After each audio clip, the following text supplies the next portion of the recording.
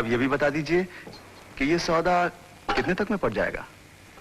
जितने रुपए तुमने मेरे डैडी से मांगे थे, मेरे ख्याल से उतने तो मिल ही जाएंगे। आपके डैडी से? क्यों, याद नहीं?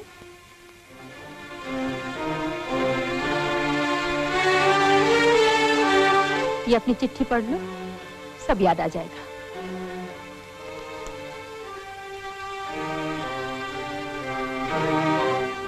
प्रीति, तुम तो जानते हो मैं अमीर नहीं हूं।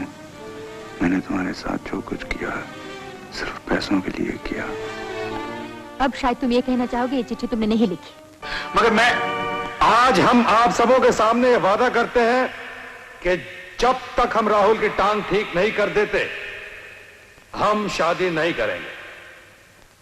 प्लीज प्रेम, कह दो कि ये चिट्ठी तुमने नहीं लिखी। जो आदमी तुम्हारे बेटे की जिंदगी के लिए अपनी खुशी कुर्बान कर सकता है, क्या तुम उसकी खुशी उसे छीन लोगे? नहीं प्रेम, नहीं। कह दो कि ये खत तुम नहीं लिखा है। आज पहली बार जिंदगी में सच बोलने का मौका है, तो झूठ कैसे बोलूं? ये चिट्ठी मैंने लिखी है। कमीने, जलील, बदतमीज! ये मेरी बदकिस्मती है कि मैंने तुमसे प्यार किया। और ये मेरी खुशकिस्मती है कि जिस नफरत का मुझे इंतजार था वो आज मुझे मिल गई। बड़े ढीठ हो तुम, लेकिन ये मत समझने तुम्हारी जीत हुई है।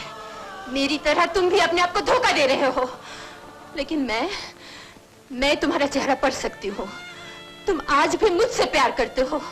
तुम आज भी वही गाना दोहराते हो जो तुमने मेरे लिए गाया था। यहाँ तक कि तुमने अपने बेटे को भी वही गाना सिखाया है। प्रेम, तुम झूठ बोल रहे हो। तुम सिर्फ मुझसे प्यार करते हो। मुझसे। नहीं, ये गलत। ये सच है।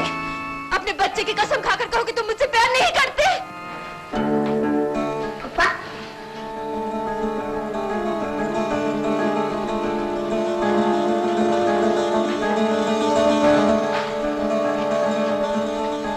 मैं राहुल की कसम खाकर कहता हूं कि मैंने जिंदगी में सिर्फ राहुल की मां से प्यार किया और किसी से नहीं।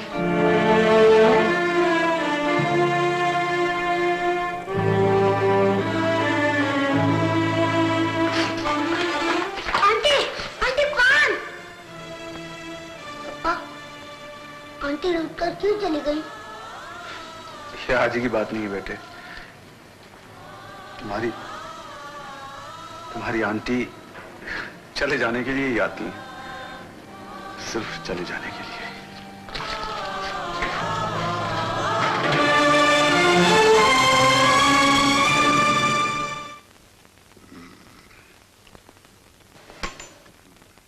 उठाना, मेरे ख्याल से फिजियोथेरेपी भी शुरू कर दीजिए। जी वो हमने ऑलरेडी शुरू कर दिया है। अब तो मैं सिस्टर केनी ट्रीटमेंट शुरू कर रहा हूं और उसके बाद साइकोथेरेपी। वैसे केस मुश्किल नजर आता है। जी हाँ, मुश्किल है, तभी तो मैंने फैसला किया है कि जब तक इस केस को ठीक नहीं कर दूंगा शादी नहीं करूंगा। कमाल है, इसके इलाज से शादी का क्या ताल्लुक? घबराइए नहीं डॉक्टर साहब, मैं जल्दी ठीक हो जाऊंगा और डॉक्टर अंकल की शादी भी जल्दी हो जाएगी। Good, that's the spirit. वैसे शादी किससे कर रहे हो? अमर, राहुल की लेटेस्ट एक्सरे रिपोर्ट दिखा रहे हैं need and movement slowly improving. और Preeti, nice to see you. Just the same, बिल्कुल वैसी ही हो।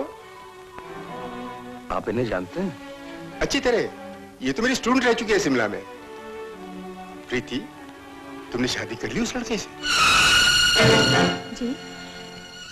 जी नहीं। कमाल है, तुम तो कहती थी वो तैयार है। इनकार किसकी तरफ से हुआ? हम दोनों की तरफ से। Excuse me.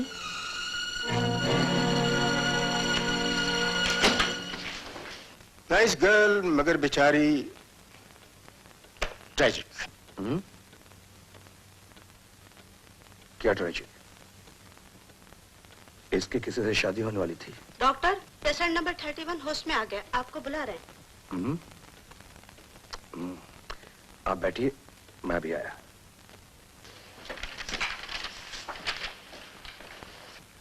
घबराने से कुछ नहीं होगा, आप एक्सरसाइज कंटिन्यू करते जाइए, थोड़ा टाइम लगेगा, सब ठीक हो जाएगा। एक्सक्यूज मी डॉक्टर साहब, ये है वो इंजेक्शन जो आपने मंगवाए थे।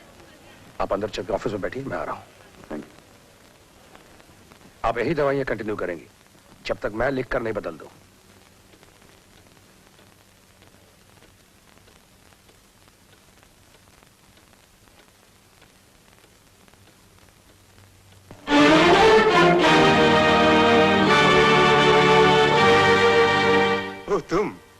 तुम भी यही हो? जी डॉक्टर साहब, मेरे बेटे राहुल का इलाज यहाँ हो रहा है। वो तो पोलियो पेशेंट। इसका मतलब है तुमने किसी और से शादी कर ली? जी। New generation, new thoughts, new morals. By the way, where is your wife? जी वो मर चुकी हैं। Oh, I am sorry.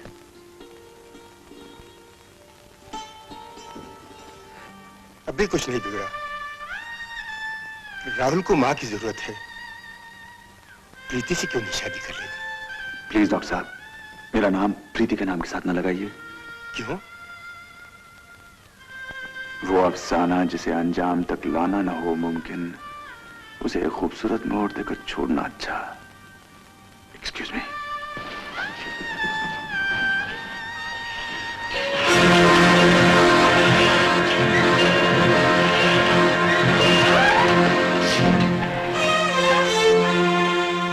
Doctor साहब, मैं आपसे कुछ डॉक्टर प्रीति के बारे में जानना चाहूंगा। उम्मीद है आप सही से बताएंगे।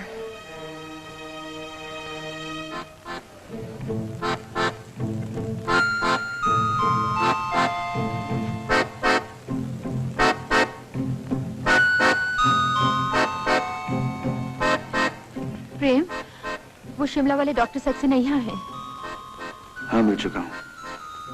क्या आपने उन्हें कुछ बताया था? हाँ, सब कुछ।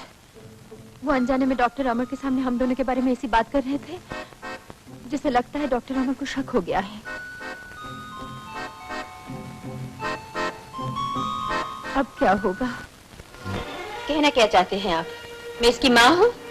ऐसा तो मैंने नहीं कहा। नहीं अंकल, दूसरा इंजेक्शन नहीं, इससे बहुत दर्द होता है। डॉक्टर अमर, इसकी पोटेंसी पहले वाले इंजेक्शन से हाई है। जब ये पहले का दर्द बर्दाश्त न कर सका तो फिर? राहुल मेरा पेशेंट है डॉक्टर प्रीति। ये क्या बर्दाश्त कर सकता है और क्या नहीं बर्दाश्त कर सकता देखना मेरा काम है। अगर आपसे बर्दाश्त नहीं हो सकता तो बाहर जा सकती हैं आप। मिस्टर प्रेम, आप भी बाहर जाइए। And no matter what happens here, अंदर मत आइएगा और दरवाजा बंद करते जाइएगा। नहीं, ये मेरे पापा है, इन्हें यहीं रहने दो। ये घर नहीं हॉस्पिटल है, समझे? पापा! चुपचाप लेटे रहो, पप्पा के बच्चे। नहीं अंकल, इससे बहुत दर्द होता है। तुम इसके पैर पकड़ो और तुम इसके हाथ पकड़ो। मुझे डॉक्टर अंकल ने मारा। बेटे,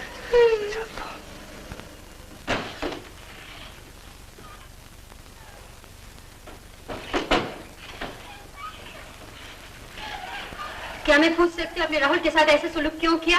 क्या मैं आपसे पूछ सकता हूँ डॉक्टर प्रीति, आपने मुझसे ऐसा सलूक क्यों किया?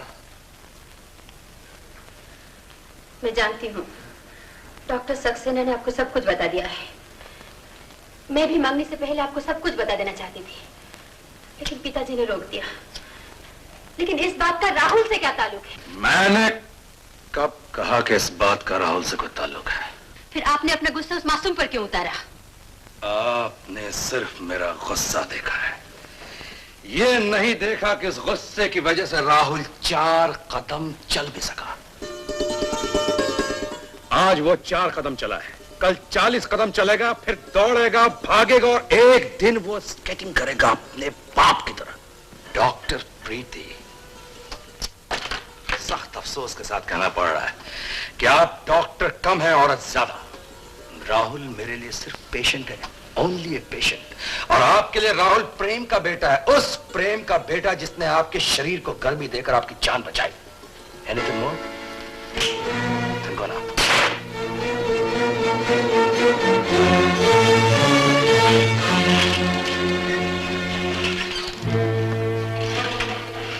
आइए, आप भी यही कहने आए हैं ना कि मैंने क्यों राहुल को मारा?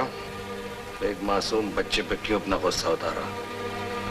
उसके साथ इतना बुरा सलूक मैंने क्यों किया?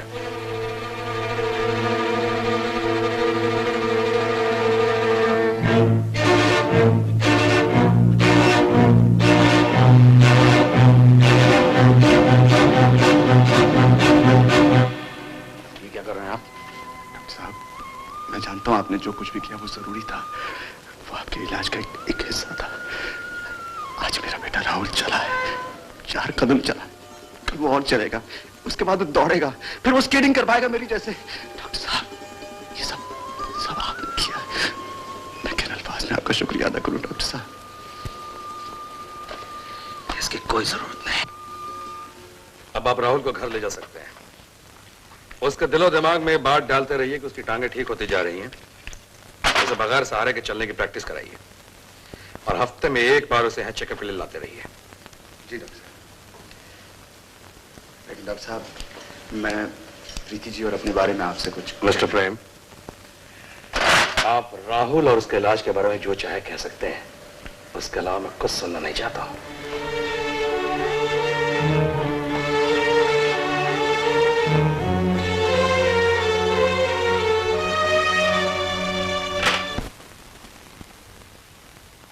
ये उंगली में क्या हुआ? कट गई खाना बनाते समय। खाना तुम क्यों बना रही थी? घर में नौकर नहीं है? सब यही थे, मगर मैं खाना बनाना सीख रही थी, क्योंकि जिस घर में मुझे जाना है ना, वहाँ नौकर नहीं है। नौकर नहीं है? किसके घर में? मास्टर जी के। मास्टर जी? हाँ। तो इस बार तुम्हें वो अपना शिकार बना रहा है? वो तो मुझसे सीधे मुंह बात भी नहीं करते, लेकिन मैं जानती हूँ वो मन ही मन में मुझसे प्यार करते हैं।